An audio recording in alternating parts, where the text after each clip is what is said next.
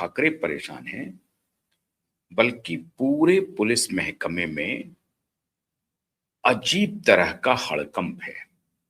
एक बात तो और जान लीजिए कि अभी ये जो तारीख है वो संभवतः 15 या 16 अप्रैल की लग गई है डेट।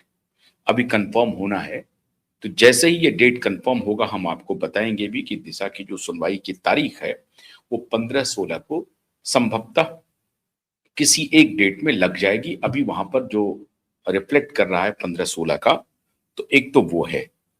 दूसरा, ये सथन कुलम कस्टोडियल एक अभी पूरा जबरदस्त केस चल रहा था। तभी मैं आपको कह रहा हूं कि जो आज मैं उन सभी दर्शकों से जो अब तक दुखी थे, नाराज थे, निराश थे कि कुछ नहीं होगा, ये केस लंबे समय तक चलता रहेगा, मोदी जी बचा लेंगे, अमित शाह जी बचा लेंगे, फडणवीस बचाना चाहते हैं, इतने बड़े बड़े लोग हैं वो बचाना चाहते हैं। हो सकता है इस तर्क में दम भी हो सकता है कि अभी जो संजय राउत ने कहा है कि अमित शाह जी को एक जमाने में बाला साहब ठाकरे ने मदद की थी, उस रूप में हो सकता है नहीं हो की हो जिस रूप में संजय राउत कह रहे हैं कि उनके पैर पे आके गिर गए, अमित शाह को तो बाला साहब जानते भी नहीं थे।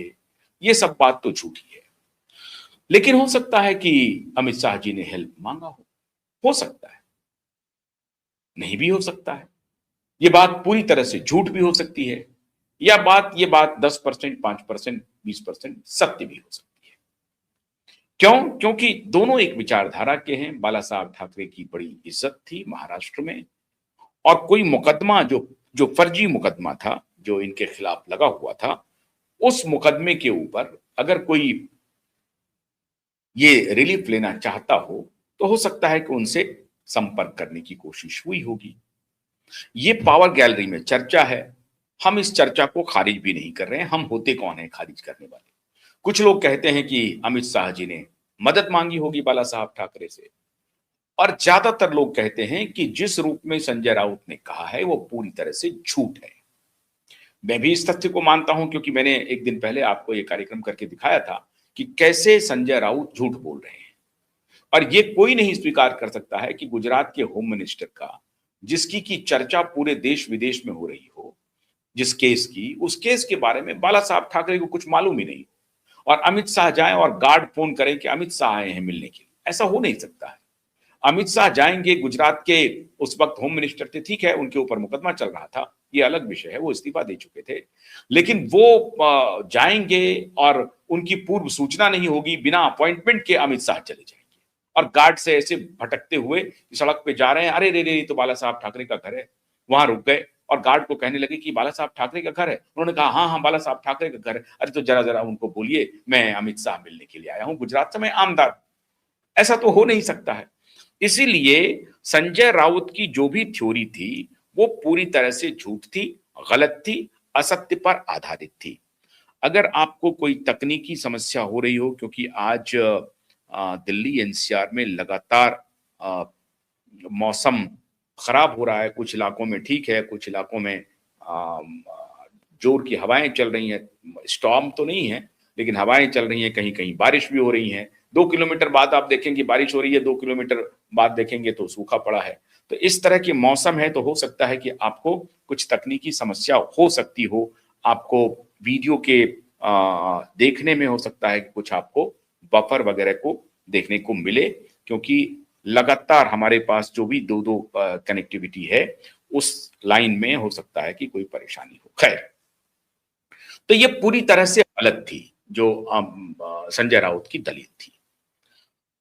अब इसीलिए लोग ये कहने लगते हैं, सोचने लगते हैं कि अमित शाह ने इस केस को रुकवाया हुआ है, ठाकरे के केस को मोदी जी ने रुकवाया हुआ है, फडणवीस जी ने रुकवाया हुआ है। ठीक है, सारे लोग अपनी ताकत लगा लें, अगर उनकी बात को यकीन कर लें तो। मेरा ऐसा बिल्कुल मानना नहीं है कि अमित शाह और नरेंद्र मोदी इसको बचा रहे हैं। ये मामला अदालत का है, अदालत में गया है। हाँ, सरकार को कार्रवाई करनी चाहिए थी, सरकार ने हीला हवाली की है। आधार ऐसे लगते हैं कि अमित शाह और मोदी और देवेंद्र फडणवीस तीनों मिलकर के आदित्य ठाकरे और उद्धव ठाकरे को बचा रहे हैं। इसके आधार हैं, इसमें कोई शक नहीं है। मेरा मन ये कहता है कि वो बचाना चाहते नहीं है। आपका भी ये मन कहता होगा कि अमित शाह, नरेंद्र मोदी और फडणवीस उनको बचाना चाहते नहीं है। लेकिन अगर संजय राउत ने कहा है कि ऑब्लिगेशन है बाला साहब ठाकरे का, उस ऑब्लिगेशन के तहत ऐसा हो रहा है, तो ये बात थोड़ी बहुत सच लग भी रही है। भले ही जो प्रक्रिया उन्होंने बताई, जो तरीका बताया वो गलत है, लेकिन थोड़ी बहुत इसमें सच्चाई हो सकती है, क्योंकि 6 साल हो गए सरकार कुछ कर नहीं रही है। 1 साल से जब सतीश साल्यान, जो दिशा साल्यान के पिता हैं, उनका एप्लीकेशन आ गया है तो सरकार कुछ नहीं कर रही है, तो संदेह तो होगा। इस संदेह से कोई मना नहीं कर सकता है।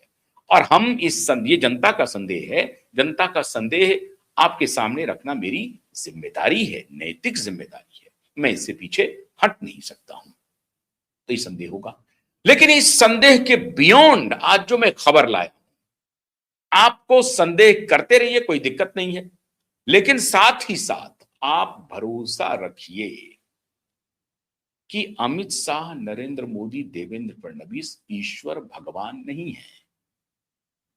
और भगवान का जब डंडा चलता है तो ये सभी लोग बहुत छोटे होते हैं। हम और आप बहुत छोटे हो जाते हैं, ये बड़े बड़े लोग छोटे हो जाते हैं।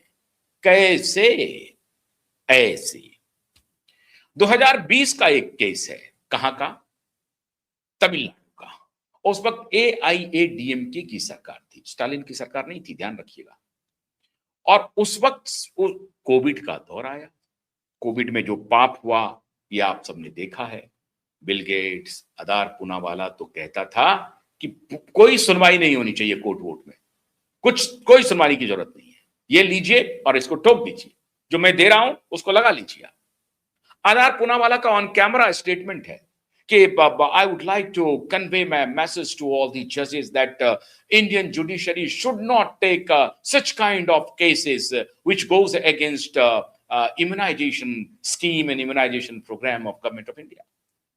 This was the statement, verbatim statement of Adhar Poonawalla, one of the corrupt businessmen who got the maximum profit during COVID period.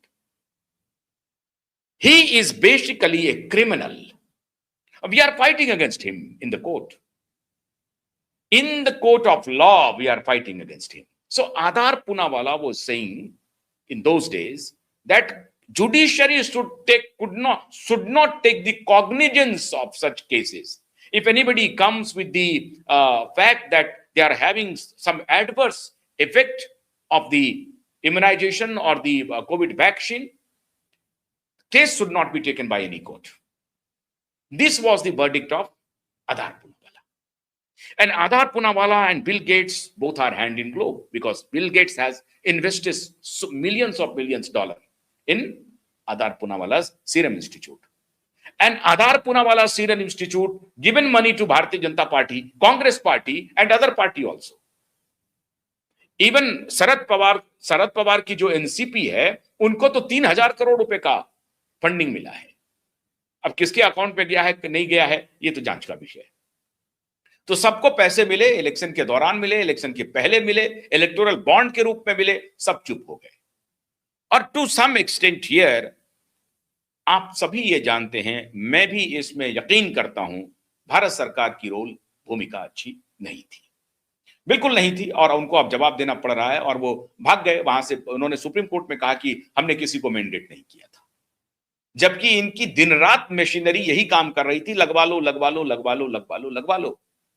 लेकिन इन्होंने कोर्ट में कहा कि हमने किसी को कुछ नहीं कहा था। खैर, अब ये उसी से जुड़ा हुआ मामला है।